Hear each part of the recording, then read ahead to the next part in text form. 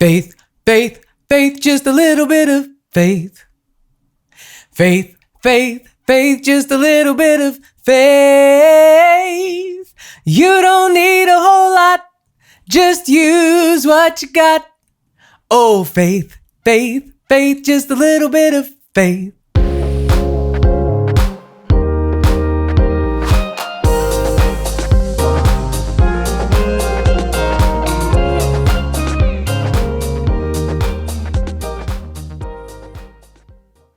Glad to have you here on this Mustard Seed Monday. Hopefully you have submitted your hashtag MSM on Instagram or on Facebook. Let us know what's going on in your life to help build one another up. If you haven't, I encourage you, go ahead and get that done. We need to hear your stories of what God's doing in your life to help grow the community and grow our faith together.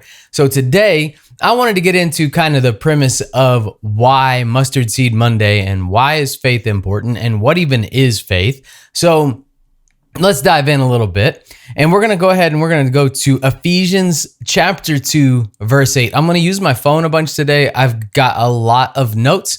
I went ahead and did this a little bit differently because as I dug into it, I was like, okay, there's just so much here and I don't want to be too long-winded.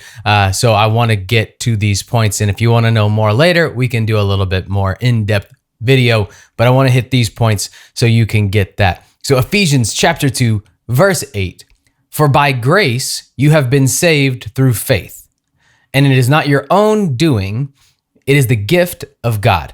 So first of all, what is grace? Grace, Google says, is courteous goodwill. And uses an example, at least he has the grace to admit his debt to her. So what is grace? Grace is the free gift of God. So it's not something that you can earn. It's not something that you can go and get. It is something that God gives us. So that's how we get it. You can't just like, oh, well, I went to church 6 times, so now I have, a week's worth of grace built up. It doesn't work like that. It's God's gift to us, even when we're sinners. He loves us. And so that's how that works. And so I was taken kind of, at first I was like, man, that's kind of a puny example on Google's part of like, oh, at least he has the grace to admit his debt to her. But then I started thinking about that. When somebody's got dirt on you, or somebody's got a story on you, or somebody has an opportunity to kind of make you feel foolish around a certain group of people, if they're there, you kind of avoid that, right? Your group of friends, whatever, you did something embarrassing and, tore your pants sliding down a hill in front of somebody's house or something, something that nobody else would know. And you don't want somebody telling an embarrassing story on you. So you have this, and so that they know, but you're kind of in debt to them for like keeping your secret a little bit, right? So it's like a small thing, but you kind of avoid that group. You don't want to be around the person who knows what you did that was something silly or something stupid, and so you don't want to get called out and feel that way, right? Have you ever done that, or is that just me? Because totally have done that. Like, oh, well, they know something, I said something stupid or whatever. Anyway, so to have the grace to admit like, hey, I owe them something. So I'm going to still hang out. I'm still going to be around and just kind of like chin up buttercup and appreciate that person. So at least you have the grace to admit your debt. So grace is a free gift that God gives. You can't earn it. So you don't have to go out and look for it. What is faith? So let's go to, again, handy dandy Bible app. Now, what is faith? Hebrews chapter 11. Now, faith is the assurance of things hoped for, the conviction of things not seen. So faith is having confidence in what you're believing for, what you're praying for. And it's conviction, like that strong, I know that I know. And it's not like I know because I've seen it. I know because I feel it. And it's like strong down inside of you.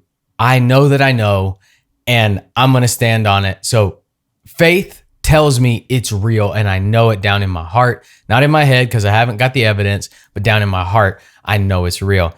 It hasn't happened yet. So why is faith important? Why is it a big deal? Hebrews Chapter 11, verse 6. And without faith, it is impossible to please him. For whoever would draw near to God must believe that he exists, and he rewards those who seek him. It is literally impossible to please God without faith. It says it right here in the word. And God doesn't call us to understanding. He calls us to faith.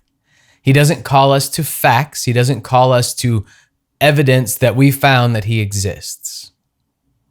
He calls us to faith. Now, for somebody with a mind like mine, I like evidence. I'm a nerd. I like to understand things. I like to comprehend things. I like to be able to point directly to something and say, I know that this is why it works, because I know when I flip on that light switch that the poles inside of that switch connect the negative and the positive or whatever, the broken line that's inside of that switch gets connected whenever that little piece of metal flips from the unplugged position basically into the on position, and it connects that together. So then the electricity can flow to the fixture that's in the room to turn the light on. I like knowing the flow of something like that. I know why a computer works. I know like those kind of things. I like evidence, right? But God didn't call us to evidence. He called us to faith. In my heart, I know, like I have this conviction. I know that God is real. I know that he has saved me. I know that he loves me. I know that he loves you. And I still sometimes struggle with the evidence. And so it's not, I don't think it's only me that's had that problem. And I don't think it's only you. I think there's other people out there who can identify with like, if I could just prove that God was real, then everybody would come around to this idea. And I think therein is part of the problem with some folks who, if we had evidence that God was real, they couldn't deny it anymore. And that would change a lot of things. And that wouldn't be kind of how God designed us. That would take away from free will a bit, where we get to make the choice to love God or not. We get to choose whether we believe in God or not. And I think one of the issues for people outside is because if God is real, like people who don't believe in Jesus, who don't believe in God, who don't believe that any of what we believe in is authentic. I wrote this down. For those who don't love God and want to ignore him altogether, they have to convince themselves he couldn't be real, because if God is real, there's a hell. And if God is real, there are rules. And if God is real, there are consequences for our actions. And we don't like consequences.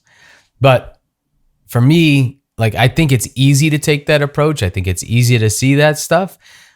But for me, I remember it this way, that, yeah, that stuff is, that's real questions, and that's part of it. And that's kind of the hard part of it. But since God is real, then there is a heaven.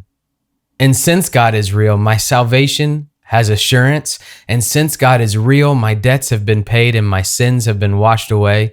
And I am a new creation in Christ Jesus. And since God is real, I am his. There's so much assurance and rest in that. As much as evidence gives me solace, and as much as evidence gives me peace of mind that this is exactly how that works, when that light switch flips that and connects those poles back together where the electricity can flow to the fixture, that light is going to come on unless that bulb is burnt out. That evidence gives me assurance that's going to work. My faith gives me assurance that God is real, and that way, even without the evidence of anything other than just the miraculous world that we live in, that he created for us, God gives me peace of mind. And it's so much bigger than just proof. So my faith is bigger than proof because of the evidence of God in my heart and the way that he's changed my life and the way that I've watched him work in other people's lives.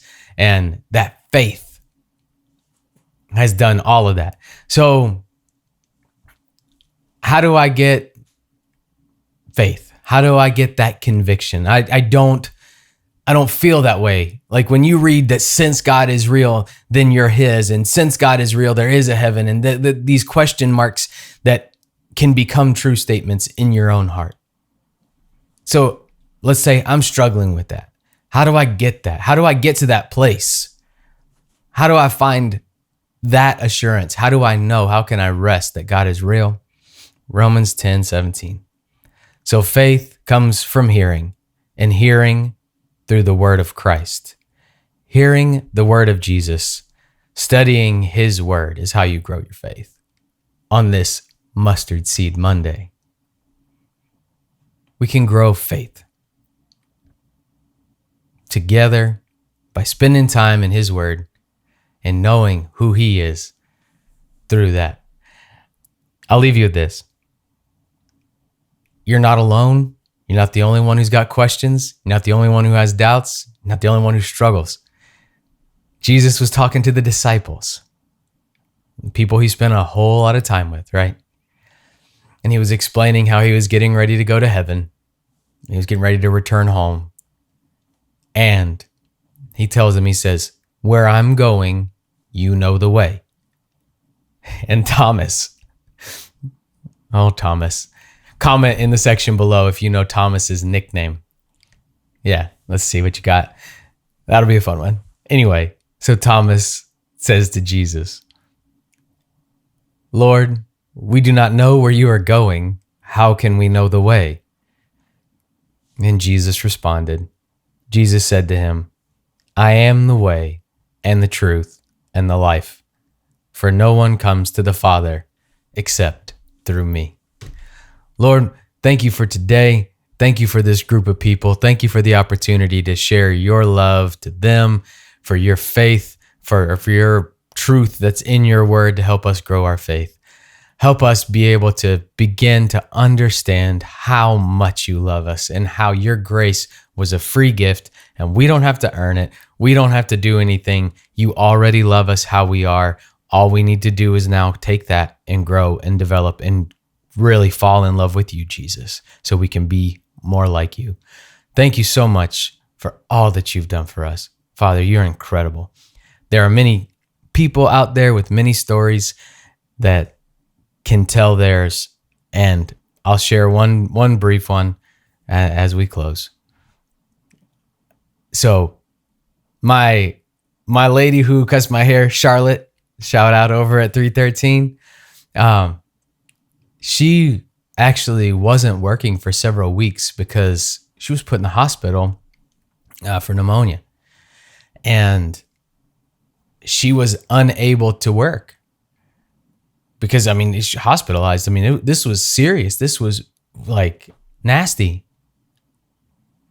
But I got to see her the other day, haircut, right? And she's doing really, really well. She's recovered. She's back on her feet. She's back at work. And I just thank God for his provision for her life. This is a scary time to have to go to the hospital, as if any time's not, but that was awesome. So anyway, I hope that encourages you a little bit to know that no matter what's going on in the world, God is still in control. He's still in charge, and that he is the one who controls our future. If you'll give your heart to him, everything ain't going to be easy, but it will turn out all right. Love you guys. Thanks for being here. Until next time, see you.